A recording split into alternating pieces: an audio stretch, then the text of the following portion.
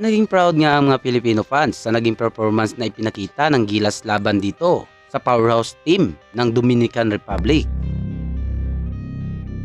Ngunit, naulit niyang siste dito kay Coach Reyes noong laban nila noong 2014 Spain FIBA World Cup.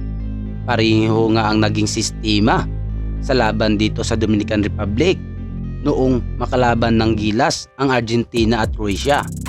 Naging maganda nga ang labanan nila noong 2014 laban dito sa Argentina na nagawa pang makalamang ng Gilas Pilipinas sa mga quarter ng laro.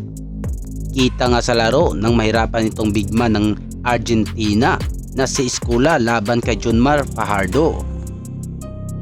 Nagka-foul trouble nga itong si Escola dahil sa pagbabantay niya kay Junmar Fajardo at gumanda ang play ng Gilas Pilipinas. Nakakuha pa nga ng highlights itong si Gabe Norwood nang dakdakan niya ito ng harap-harapan nitong NBA bigman mula Argentina na si Escola. Ngunit sa gitna ng magandang momentum ni Junmar Fajardo ay nagawagang ibangko ni Chot Reyes itong si Junmar Fajardo at nagawa na ngang magka-momentum itong bigman ng Argentina. At dahil nga sa pagputol ng momentum nitong si Coach Reyes dito kay Junmar Fajardo ay nakahabol na ang Argentina at tinalo ang Gilas. Ganon din ang nangyari dito sa laban nila kontra sa Croatia na naging maganda ang laban.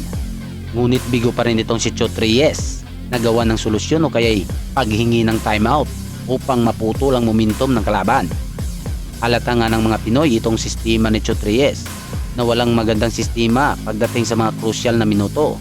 Kaya lagi itong natatalo. Kaya laging ang hiling ng mga Pinoy na palitan itong si Chot Reyes sa pagiging coach ng ating Gilas Pilipinas.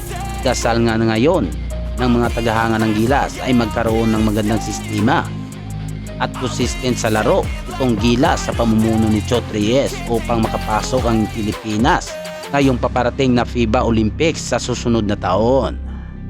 Mamaya ay maghaharap ang Gilas laban dito sa team ng Angola. Manatili lang kayo mga katurbo sa panonood at pagsubaybay sa ating munting channel para lagi kayong updated sa mga kaganapan sa ating Gilas Pilipinas.